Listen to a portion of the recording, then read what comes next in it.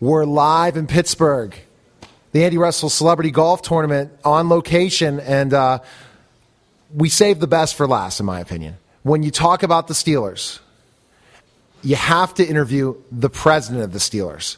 So, Art Rooney II, thanks for stopping by. Well, thank you. It's great to be here. It's an absolute honor and a privilege, and I learned so much from the Steelers I've talked to today and yesterday, how much the Rooneys believe about giving back to the community, and that's what, I guess, the cornerstone of the Steelers and makes the Steelers such a great organization. Well, hey, I think the great part about it is that down through the years we've had so many great players who also believed in giving back to the community and really understood that it's a blessing to have the opportunity to be involved in the NFL, and it's a great way to share the blessings that you have. And so, we've had very fortunate to have so many players like Andy who take so much of their time out to be part of our community. And how did your grandfather start that process where he believed in the giving back? Because how old were you when you were observing what he was doing and how he tried to let his players know how important that was?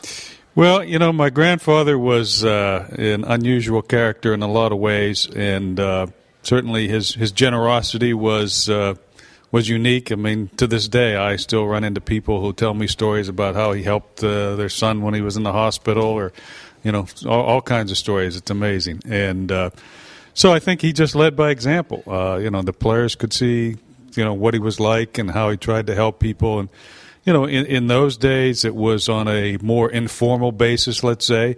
And a lot of times it was just cash he had coming out of his pocket. But the players, saw the kind of person he was, and I think the rest of our family saw the kind of person he was, and he set an example that I think we're all still trying to live up to, and it was just great to be around him. Did he always want the Steelers to be a family in a lot of ways, like the team, and compared to other owners in ways, and I think that makes him so special? Yeah, I mean, he number one, he loved the game of football, and he was an athlete himself, and so I think he understood athletes, and he loved the players, and like you say, he made the players feel like part of his family, I think. And were you growing up a lot of times around the team when you were young? I did. I was fortunate to be around the team a lot growing up, and started out as a ball boy, and went on from there, and so a lot of different kinds of memories. Of course, in the early days, it wasn't always a great experience since we didn't have too many good teams. I used to hate Sundays because it usually meant we would lose, and I had school the next day. And but things got better, and so we're happy that things have been a little better the last few decades. Yeah, exactly. And I guess once the team started winning, how old were you? Were you in college at that point? I was, yeah. When the 70s rolled around, I was in starting college, and so it was a great time to be part of all those great moments and times to celebrate. So were you back and forth with where you're studying for school and had the opportunity to be with the team in certain ways? I was back and forth. I worked in the summers and worked different jobs over time and part-time jobs, and then I wound up going to law school and becoming a lawyer for a while, and then back in the late 90s started to kind of transition back into the team. But all the time, always there Sunday in Pittsburgh. Oh, yeah. I haven't missed very many games over the years, that's for sure. So what else did you learn from your father in a way about the game of football and understanding things to take on this president's role, and especially in the time you've been president?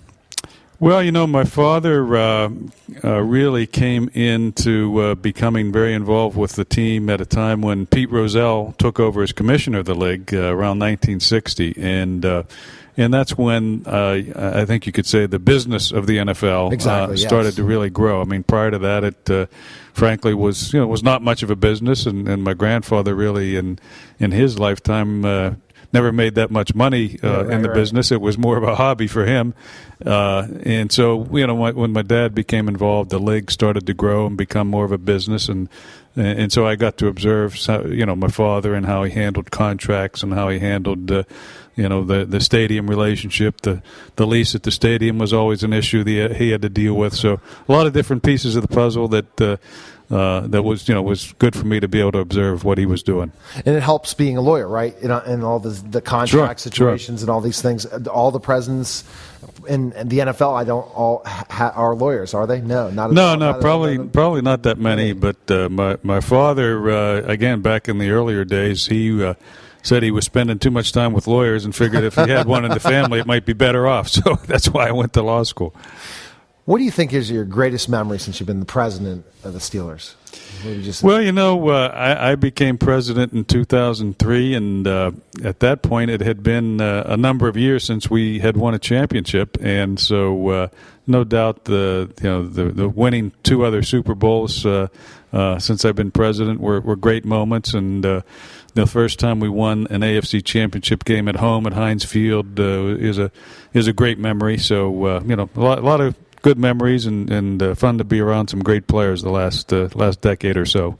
What makes the Steelers so special is I can go to the beach, Hilton Head, South Carolina, and I'll have my Steeler T-shirt on, and everyone will say, "Go Steelers." I think it's so great to see every stadium in the country, anywhere, anytime you wear Steeler paraphernalia, they're all Pittsburgh fans. It's amazing. They're everywhere, and in particular when we play on the road, I always say it's almost like we never have an away game. There are so many of our fans in the away stadiums, and I think that sends a message to our players really about how important Steelers football is to our fans, and I think it's an advantage for us, that's for sure. When we're talking about charitable works and how you're trying to take after your grandfather's legacy in so many ways, what other charitable organizations are you guys, fundraisers are you doing during the year? Well, I mean, the one organization that that we've been involved with for a long time, and I've been very active with recently is the United Way. I've served as chairman of the board of the United Way for the last 5 years, and again, it's an organization that we have a long history with, and so it was a pleasure for me to be chairman of the board for a while, and really try to help that organization continue to grow, and so it's been great to be part of that. Obviously, down through the years, there are a number of events every year that we get involved with. So it's a busy schedule, that's for sure. Well, if you check all the Steelers events of all the players that are involved in the community, it's amazing. I mean, you go to the website, yep. There's a ton. There's a lot going on, and again, it's great that our players and our fans. I mean, our fans support all these events, and so that's what makes it very successful. What is your ultimate goal with the Steelers?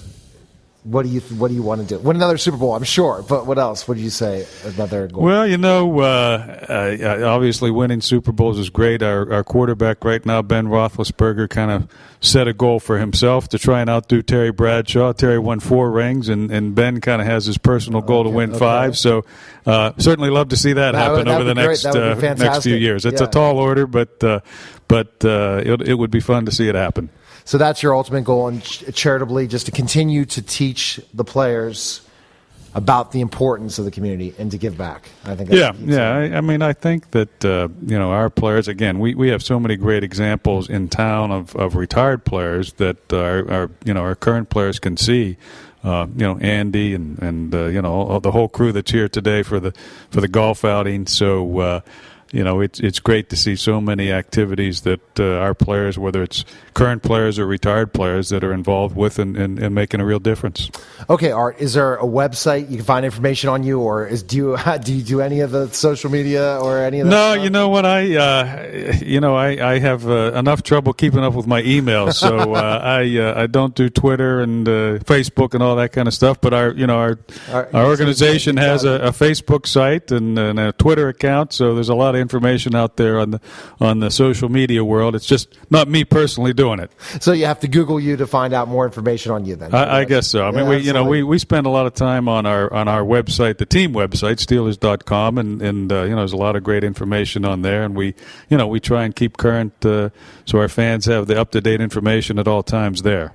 So I hope when I get to interview you next year, we'll say they're Super Bowl champs. You never know. We've had these years where it's a semi-year, and then we come back ready to go. Well, you know what? It seems like a lot of times when people don't expect much out of us, that's when we do great. So hopefully we'll have that kind of a year. Well, thanks for stopping by. It was an honor meeting you. Good to be with you. Thanks a lot. Thank you. All right, you're listening to Total Education with Neil and the Total Education Network, powered by Beach Lifestyle Media, and we'll be back in just a moment.